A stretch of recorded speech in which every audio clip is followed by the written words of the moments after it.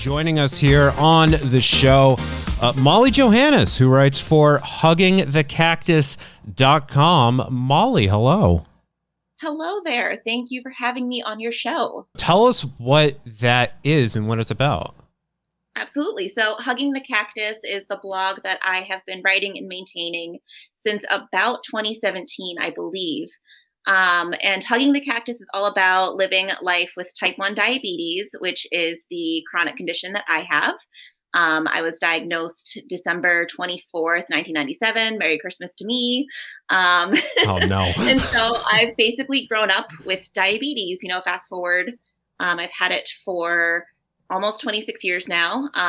And one way that I kind of cope with it is through my blogging. I kind of started the blog in the hopes that people might go to it and something I wrote there might resonate with them, or, even just being able to sit down and write out like a frustrating blood sugar experience I had, for example. That for me was kind of a therapy. And just having that chance to kind of write it down, kind of process my feelings, and then, yeah, sure, I'll put them online. And if that helps someone and makes someone else feel less alone in their, journeys with diabetes, then that's just a huge bonus to me. So that's kind of where it started. And the name itself just means, hugging the cactus of diabetes. It's a disease quite literally defined by constant pricks and pokes from needles and syringes, but it's also something that I've chosen to embrace and make the most of it and, be connected to the diabetes community through it.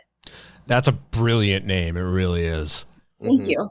And I am just going to tell you right off the bat, I am completely ignorant and clueless to diabetes. So forgive me if some of my questions are elementary. I welcome that. And I applaud you for admitting that, because I think that, a lot of people go around thinking they know everything about diabetes. Like, oh yeah, I have an uncle who's diabetic and oh, he lost his foot. Like I can't tell you how many times I've heard a version of that story over the years. And, people telling me how I should eat or how I should live my life and things like that. And I think a lot of people just assume when it comes to something like diabetes. So no question is a silly one. I'm here to help you understand and hopefully come away with a better, with more knowledge about what diabetes is. Nice. Well, I appreciate that. I feel better about myself now. Thank you. Zach, before I toss it to you, you mentioned this moments ago, but one thing I do know is that just there's at least a couple times a day, you got to prick yourself, you got to poke yourself, you got to test your blood sugar and everything. Have you gotten used to having to feel that sensation? And I ask this because I was diagnosed with MS 10 years ago, but it's dormant to the fact where my neurologist, before she skipped town and moved to Florida, told me she would be willing to rule out the diagnosis by doing spinal tap, to which I said, have fun in Florida. But there was a period of time where I was having to do injections nightly, and I did this for maybe 2 years, and I never got used to having to inject myself with a needle. So for you and for the amount of time that you've had type 1 diabetes, do you ever get used to that sensation, or is it like every night you're sort of dreading having to prick yourself with a needle? Yes and no. Having diabetes is like breathing to me. Like, it's what I know, and sometimes I don't even think about it. But there are those times. Now, I don't really prick my fingers much anymore or give myself manual injections. I actually have some technology that does all of that for me, which I'm sure we'll get into that a little bit. But with these, medical devices does come the occasional pokes and jabs. And I do find myself doing a little exhale when I know that it's coming. And sometimes it hurts, sometimes it doesn't. You just never know. It depends on whatever location it happens to be striking. And it just is what it is. So it's a toss-up, my answer to that question. Okay. Yeah, I never knew if that was something anyone ever gets used to. Right, right. Zach, go ahead. I mean, I guess I have two main questions, but the first one is I don't know if this is too personal of a question, but I was just curious, like what that like the discovering it was actually like. What that, do you remember that day? Because I'm sure you do. Just was Yeah. curious. Yeah, so I was 4 years old, and quite frankly, the only memory I have around it, like specifically, was just being in the hospital and getting a lot of presents because I was a small child. It was Christmas time, and now, Mm. instead of like a normal stocking and things, I'm also getting a diabetes diagnosis for Christmas. Like, wow, what a gift! I do have other type 1 diabetics in my family. My mom and my aunt both have it. And, from what they've told me, like they just knew, in the couple of weeks leading up to my hospitalization, like this must be T1D. Like it was excessive urination, constant thirst, weight loss. Like these are some classic symptoms of a type 1 diabetes Okay. diagnosis. So that's really how they kind of knew to bring me in somewhere. Okay, so that makes a lot of sense. The other thing I was kind of curious about too is just like I know for me, I've had I'm sure our listeners can probably relate to this. Like I've had actual people that have had diabetes in my life before. And like, growing up, I remember my grandfather would always go to my great aunts across the street, and he would like administer shots. Like my grandmother ended up developing it. I remember being in school, anytime I was at the school nurse, and she would be like, "Oh, here's some crackers and juice," because that was usually always the thing. And that's like, the impression in my head, other than everyone telling me that I was eventually going to develop it because I kept guzzling like sugary drinks and sugar all the time, but somehow I managed to dodge it. But like, the thing that I think about too is it's one of those health conditions that I feel like everybody is aware of. And you touched on it a little bit, everyone kind of feeling like they have license to be able to speak about it, just because, not only are there like commercials every 5 seconds, but then there's the unfortunate, the whole like meme culture, and the whole diabetes meme. And like, Oh yeah. I feel like it's one of those things that also has become kind of, I think, easy to either ignore or make fun of. And I was just curious what your actual experience has been like, not just for you, and like what other people have experienced, and like maybe aspects of the community that you're a part of. Because, it's not something I think a lot of people really stop to think about. Yeah, I love that whole question. And a bunch of thoughts just popped into my brain, but one of them being that, diabetes itself is a very personal condition for each person that has it. Type 1 diabetes isn't going to look the same on my mom or my aunt as it does for me. We take different levels of insulin. We take different types of insulin. We use different medical devices. We have different foods that we avoid, or, things that we do in our days just to manage the, our blood sugars and things like that. So, with that said, in terms of like memes and diabetes stigma and the low hanging fruit jokes, like, oh, I can't stand like, oh, just looking at this donut, I got diabetes. Like, come on, let's come up with something a little bit more original.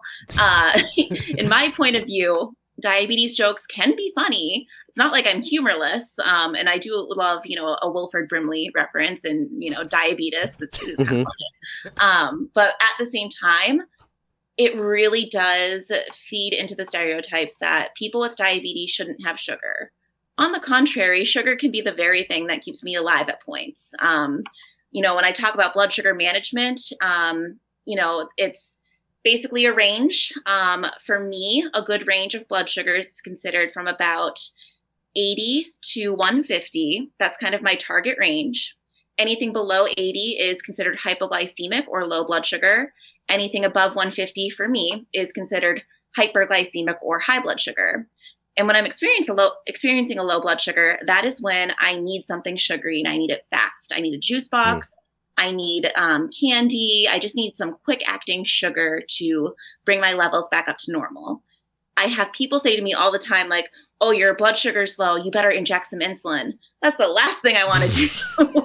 When my blood sugar's high, yes, that's when I need the insulin to bring it back down into range. So there's kind of like that difference there where it's just like, oh man, if people just knew that one distinction, I feel like it would be so much easier to explain diabetes as a whole to them. But because there are all of these jokes, in meme culture, pop culture, whatever it might be, I feel like it is a little bit more of a struggle, and we're getting better, but we still have a long ways to go. Yeah, I definitely see that. So you were a kid when you were diagnosed. Going throughout school and growing up, did you have any classmates, any friends, or really anyone in school that were also diabetic that you could, I guess, sympathize with? Because I mean, that's got to be tough when you're a kid, especially if you're like the only one who has it. Yeah, so this is something I imagine we'll talk about quite a bit throughout, this whole conversation. But growing up with diabetes, my mom and my aunt were my really only friends that had diabetes. There wasn't really anyone my age. I think there might have been one other boy and one other girl, but they were a year above me. We didn't really socialize, and it felt very forced. So I was pretty much the diabetic kid in my grade all throughout high school. But it's not to say like that my classmates weren't ever understanding. They were all, I don't have any traumatizing memories except for one time where, in elementary school, someone said, "Oh, it's no wonder like you can't keep up with us in gym class. Like you have diabetes, you're too slow, like you're not going to be good at athletics." Like all of those types of comments that were just really meant to just kind of put me down and make me feel different from everyone else. But luckily for me, having my really strong support system at home, having my mom, my aunt, my dad, he was an EMT all throughout my childhood, so, and a firefighter. So he definitely helped me feel safe and secure as well. And then other family and friends, that was my real support system growing up. And the peer support element didn't come until the college days where I actually did meet other type 1s my age. And I was like, this is awesome because we're all often in college on our own, being independent young adults for the first time. We can kind of rely on each other a little bit. So that opened up my eyes to the power of community in support with type 1 diabetes. Zach, I don't know about you, but when I remember growing up, being in school, knowing one person who had diabetes. And I think collectively, at least everyone in my class was very jealous of him because he was the only one who was allowed, like he had a doctor's note that allowed him to eat while in class. Because otherwise, if you pulled out any snacks or anything, I mean, God help you. But him got that sort of free pass. Zach, I don't know if you remember anyone in, because Zach and I mean, we went to the same high school together, but we were a couple grades apart. But Zach, I don't know if you remember anyone in particular, and if you can recall like any sort of stigma around them, or I guess like grief that people would give them, because the guy I knew that had it would be the first one to make fun of it. So it was very he sort of put that aura up around him. Yeah, I don't really think so. Like for the most part, people just kind of like, understood and it's like, okay, yeah, nope, that makes sense. I'm sure there was definitely some kids who are just like, I want to go get some juice and some crackers, or like, I just want to get out of the classroom for a while. I will say though, once we we're allowed to like creep, snacks and stuff, like I totally became a snack czar. In the later grades, like I was the one that had like the giant like pockets full of Jolly Ranchers, just like, oh yeah, they think they can get us to just do random things. Okay, here, have 5 watermelons. Here, have 5 blue raspberry. Take your pick. Yeah, I'm breaking the system. What a rebel. Zach was a Jolly Rancher dealer. Molly, do you think that just in today's I guess culture, because you see peanut allergies so much more now than we did 20 years ago, do you find that there are more, especially like with children, for example, there's more diabetics than there were 20 years ago?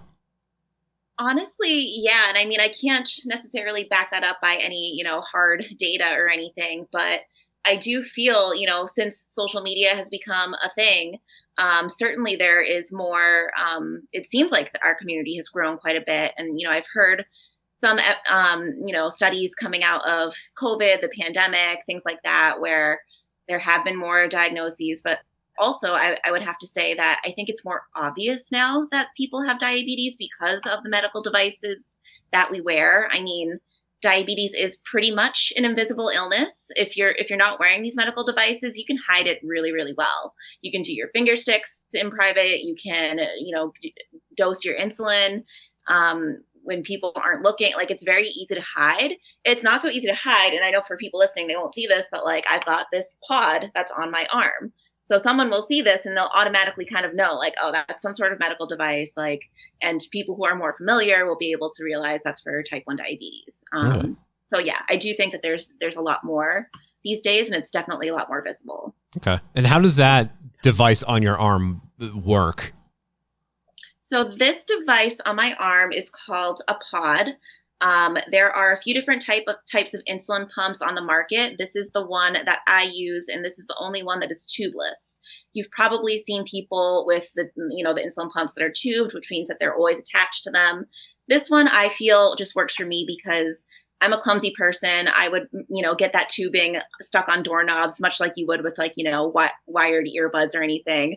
That happens to a lot of people. So this is called an Omnipod. I am using the Omnipod 5, which is Omnipod's first automated insulin delivery device. So that basically means that this little device, it looks like a phone. So I'm holding up a phone device right now called a PDM, Personal Diabetes Manager. This communicates with the pod. I enter in information about the food that I'm eating, usually the carbohydrate count. So if I'm sitting down to have a bowl of cereal, I'll look at the nutrition facts on the side. I'll measure out one serving. Maybe it's 30 grams of carbs.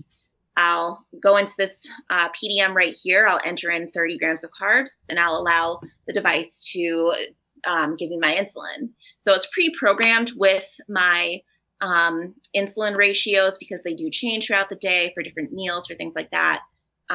So it's just a really intelligent system, much better than, what I was doing 20, 25 years ago, which is literally rolling vials of insulin in my hands and mixing them in a syringe to give myself. Yeah, it was very different. Like as a kid doing that too? Even as a kid, I mean, I didn't start self-injecting myself with insulin until I was 8 or 9 years old. But think about that. That's kind of scary to imagine most 8 or 9-year-olds running around with syringes.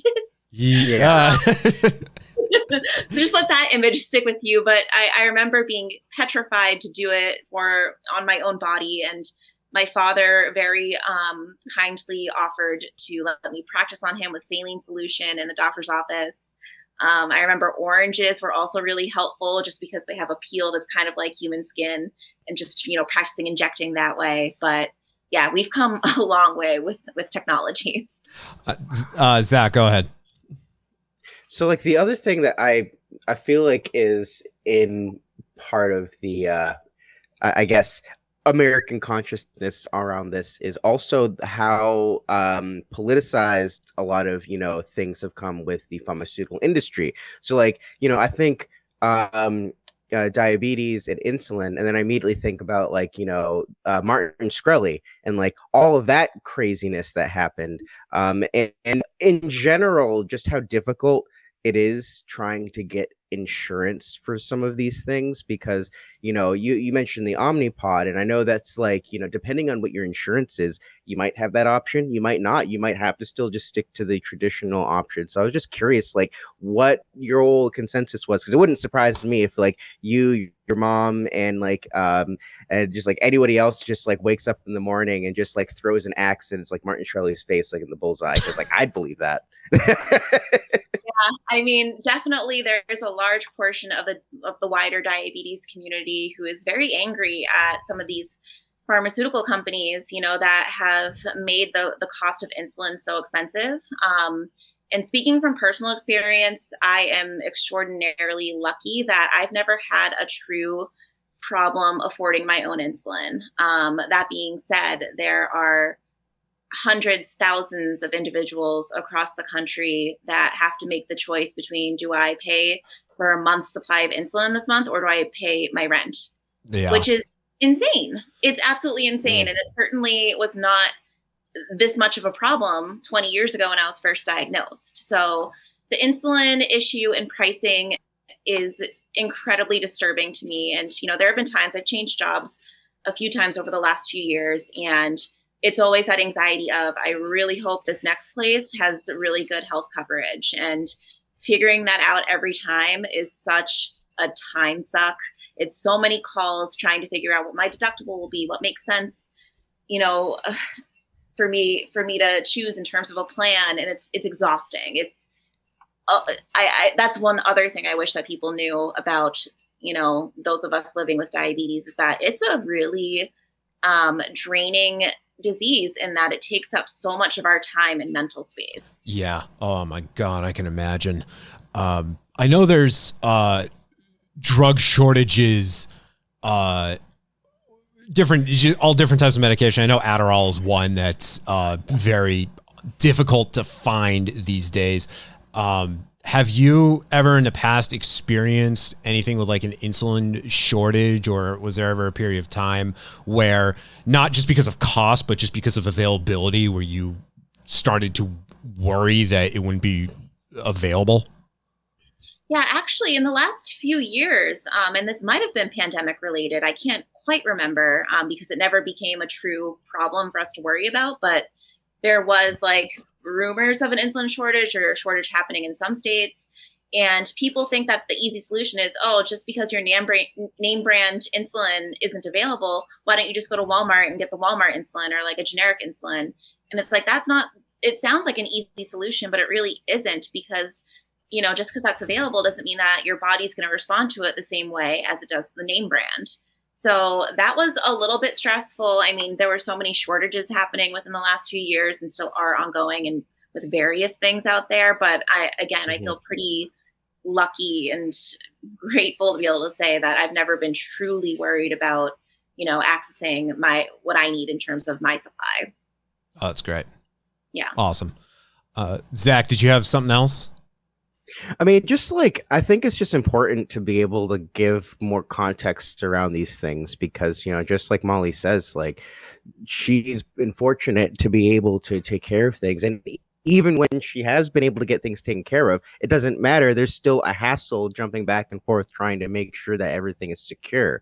That's also doesn't come with the promise that it's going to be the same exact pay schedule or cycle. Like, I actually kind of had a little bit brush with this myself, because I was actually officially diagnosed with ADHD a few years back, and for some reason, the last time I was getting filled, suddenly it was just like, it was weird. I was like made to feel like I was like trying to rob the place somehow, just because my address had been wrong, and had been wrong for months apparently. And even though I called a bunch of people, like literally my PCP, I called the CVS, I also called like everywhere else. It was just like, all right, so I don't know why this is a problem, guys, but this is like I guess my last day was yesterday. What's happening?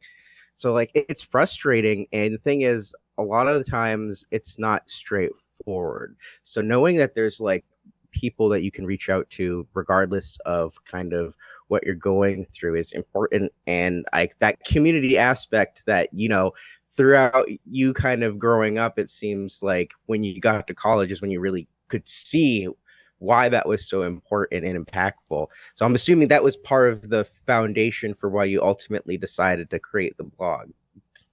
Totally. Like, I saw that, just within my little college bubble at UMass Amherst, that there was this little community of people living with diabetes. I was like, well, I know that this world is so much bigger. It expands beyond UMass. So I wanted to also have a blog as a means to connect with other people with diabetes all over the place.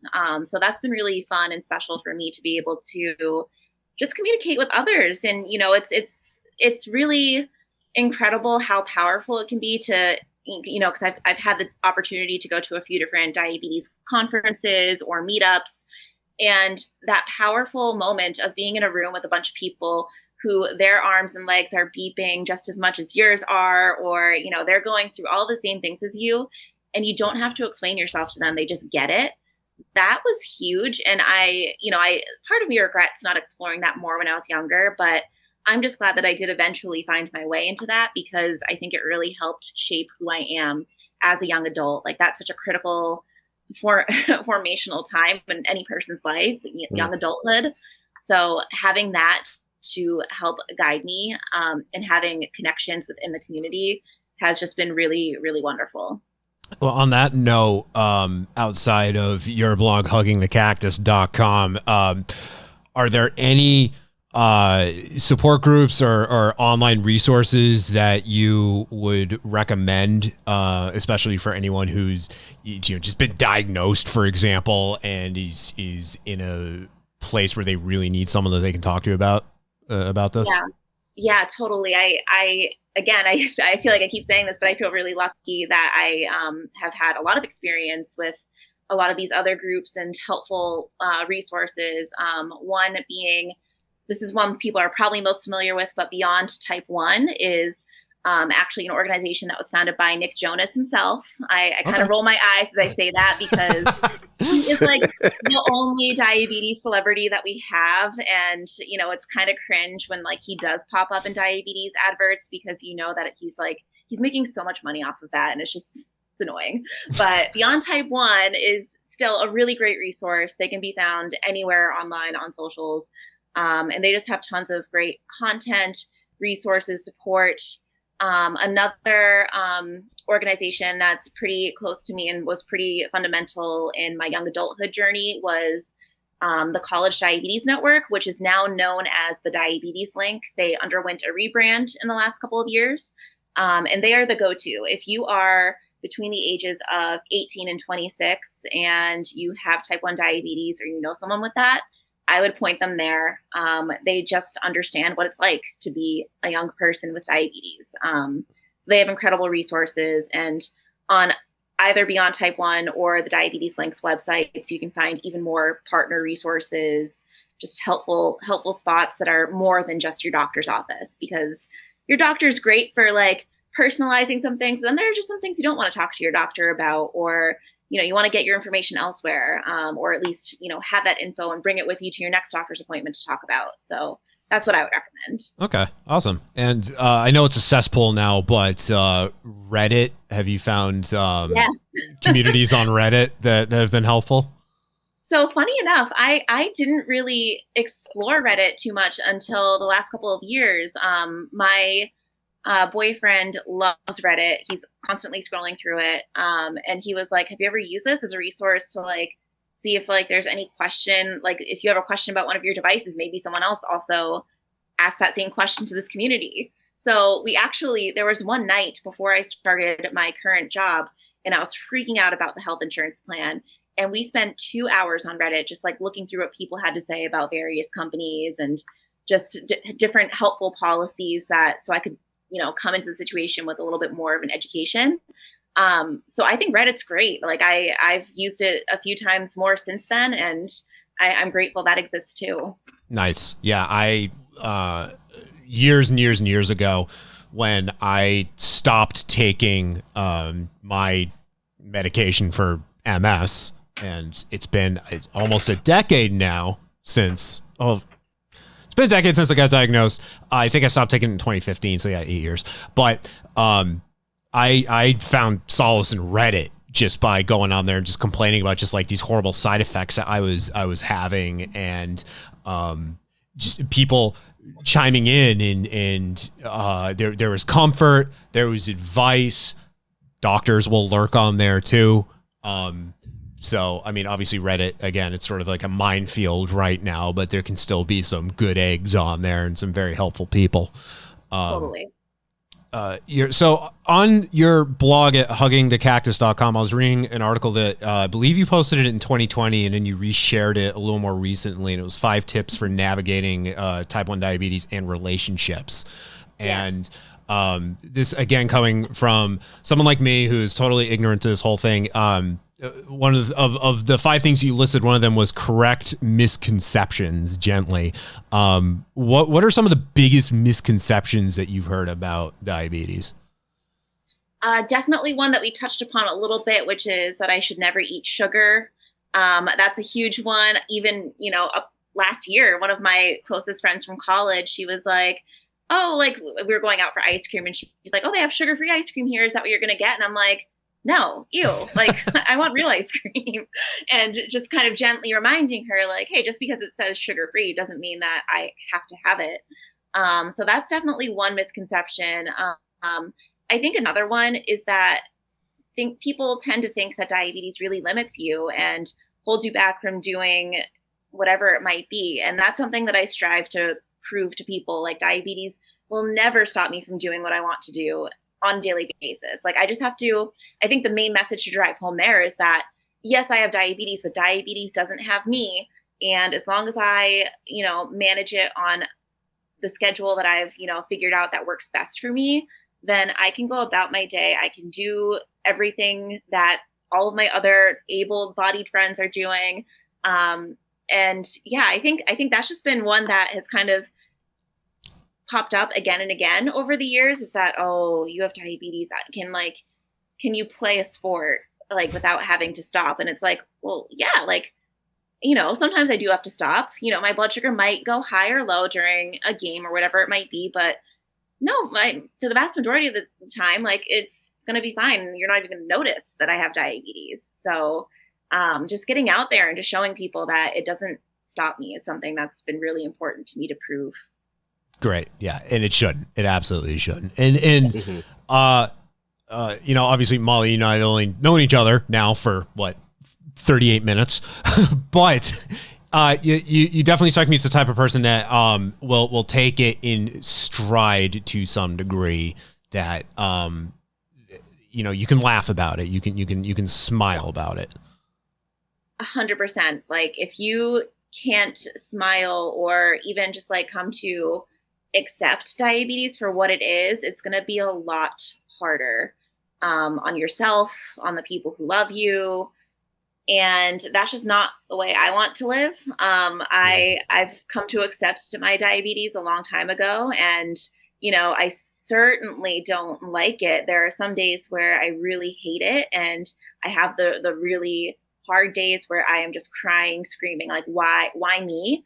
But those days are far outnumbered by the good days where I'm just living my life, and diabetes is just something on the side that I manage. Nice. Zach, before we segue here, was there anything you had from a technical or a health standpoint that you want to bring up? Just that, I guess my one thing is, I kind of feel like part of the reason why, and I don't want to get on a super long tangent on this, so I know we don't have a ton of time, but like, if you look at our food, like our processed food compared to other countries, you can tell for decades we've hyper sugarized and hyper salted like everything that we eat. So it makes sense we are having more type 1 and type 2, because like I they say that I'm pre-diabetic, but then we're going to go into the whole debate of like some of these standards are based off of not black people, so like I haven't done a lot of study, but I know that like African Americans on average have a higher blood sugar, and like our BMIs are also a little bit different. Like there's some slight differences, but that's again a whole other tangent. But like, I don't know, I think in general some of these things, just like with peanut and like nut allergies in general, are things that we're seeing a little more prevalently just because of what we have been kind of eating successive generations over the last few decades. So like, and it's important, there's a lot that goes into it. I mean, standards of care are changing across the board in the medical field. It feels like it's all the time. I know it's a little bit more slow and more well thought out than that, but like, even in terms of diabetes specifically, growing up, the one measurement that my doctors always closely looked at was my A1C, which is like my something hemoglobin. I forget the medical term, but basically it was a value that was the average, your average blood sugars in a 3-month period. Which is a very narrow way to look at, diabetes and your, quote unquote, successful management of it. And so in the last few years, what doctors are talking more and more about is time and range being the standard measurement, which is you're looking at your blood sugar at all the time, like not just a 3-month window, but like you're finding out how often or how much time are you spending in that sweet spot of blood sugars. Like earlier, I described between 80 and 150 as my ideal. So what's the percentage of time I'm spending between 80 and 150? Mhm. And that's a much more holistic view at looking at blood sugars. And, I think broadly in the medical field, like I just saw my primary care doctor, and he was telling me that people are looking less at lifespan and more at health span, and how health span is like your diet, exercise, like, socialization, things like that. They're trying to look at things with a less focused, like very narrow kind of view and more broadly. And I think that's really good. I think, that could be really helpful in managing more than just diabetes, just living your life as a healthy individual. So it's very interesting how it's changed so dramatically, it seems, in the last couple decades alone. Yeah. Wow. Absolutely. Let's bookend this by segueing into something completely different.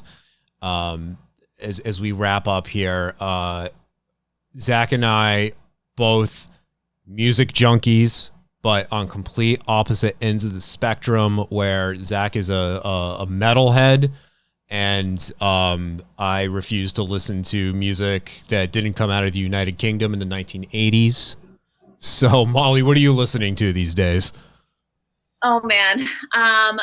I can tell you what I'm not listening to, which might surprise you both given my age and general demographic, but I am not a Taylor Swift person. I knew you were going to say that. Oh my God, I knew it. Oh, I had it queued. You said it, and I'm like, I'm queuing it up. This is going to be the car crash. You knew. And on the third anniversary of Folklore too. Oh.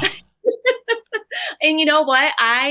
My best friends, all of my very close girlfriends are diehard Swifties, like, and it's no disrespect towards the woman, but it doesn't do it for me. I am very eclectic across the board. Like, my favorite band was My Chemical Romance in my teenage years. Nice. So I love MCR, I love punk, I love 80s music, I love 90s music too. The last concert I went to was a band called Metric, and they're kind of like fun. Oh yeah, I like Metric. Metric. Yeah, love Metric. They're really fun. So I try not to like limit my musical taste. I try to be pretty diverse, but definitely little to no Taylor Swift appearing on any playlist that I have. If she's on there, it's only to appease my friends. Okay. You strike me as like a Portugal the Man fan. Portugal the Man, yeah, has some catchy stuff for sure. Nice. And they have you don't really see it too often in music, but one of their guitarists in Portugal the Man is a paraplegic.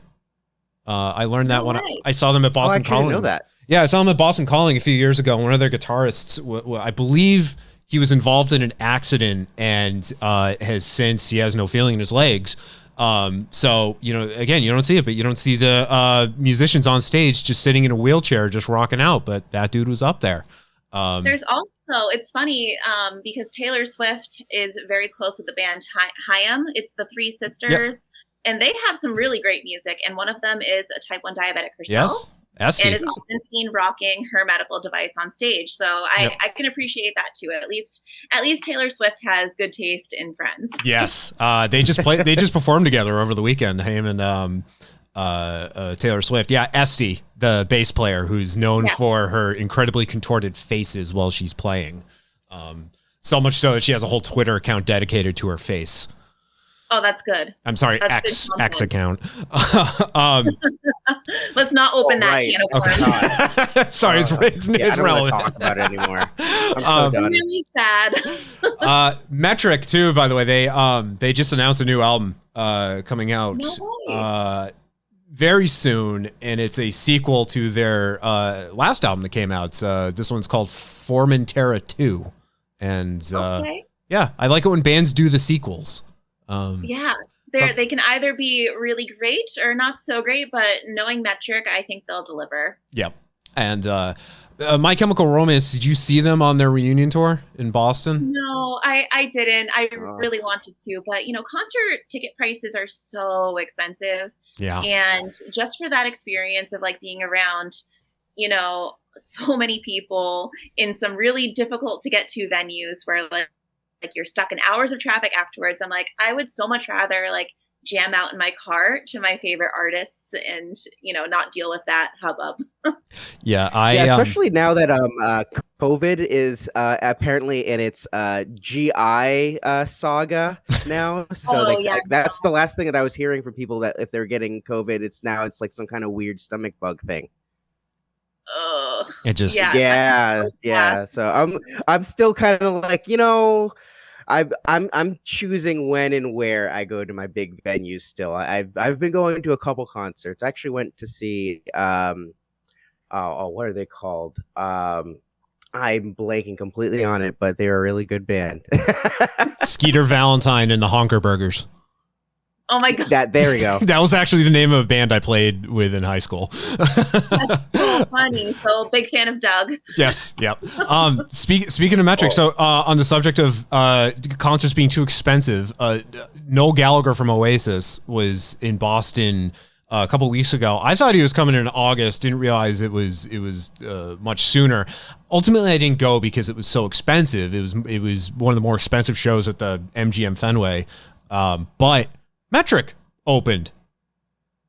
They were one of the openers. It was Metric, Garbage, and Noel Gallagher, which is a really odd combination. Wow. That is very bizarre. Yeah, I think I saw something about, maybe it wasn't this year, but in the last couple of years for Boston Calling, which the Boston Calling lineups have been so strong the last few years. And that's the only time that I've been actually tempted to actually go. Because I think Foo Fighters came through, Red Hot Chili Peppers, some really, really great bands. But and I want to say that there was something about Oasis or Noel Gallagher. I don't know if there is ever a reunion in their future, just because that relationship seems so strained. But yeah, the battle of the unibrows, as my father puts it. Blur, who were famously rivals with Oasis back in the 90s, just put a new album out on Friday, and Damon Albarn, the frontman from Blur, also Gorillaz, very convinced that they will reunite. So good. Yeah, Gorillaz, they were supposed to play at Fenway, and they canceled that, and I don't know if it was because Blur reunited and was putting out new music, but I didn't realize Gorillaz was big enough to initially book Fenway. Oh yeah, totally. Gorillaz is real big. Damon Albarn is huge in the UK, to the point where he gets in trouble if he has a sassy opinion on anybody. He actually, Adele apparently famously said that don't meet your heroes about him. Oh, wow. So, yeah, no, not even joking. I was actually surprised to hear that. I was like, well, okay, it kind of makes sense. He's from that era too. So yep. All right, Zach, before we wrap, anything else you had on your mind? No, just it was great to talk to you, Molly. I hope that this was fun. Is our whole thing is we like to make sure our guests, have fun when they're on here, just talking about stuff. And it's always great to see you. No, I had a blast doing this. I'm really grateful for the opportunity just to talk about life with type 1. People ask me, do I ever get tired of talking about it, let alone living with it? And I'm just no, it's just part of me. And I'm happy to share my story with whoever wants to hear it. And thank you both for just asking really thoughtful questions and sharing about your own personal experiences. It was really great. Yeah, of course. We appreciate you coming on the show and hanging out with us and talking about that stuff and being open about it as well. Molly Johannes, she writes for huggingthecactus.com. And once again, thank you for coming on. Thank you.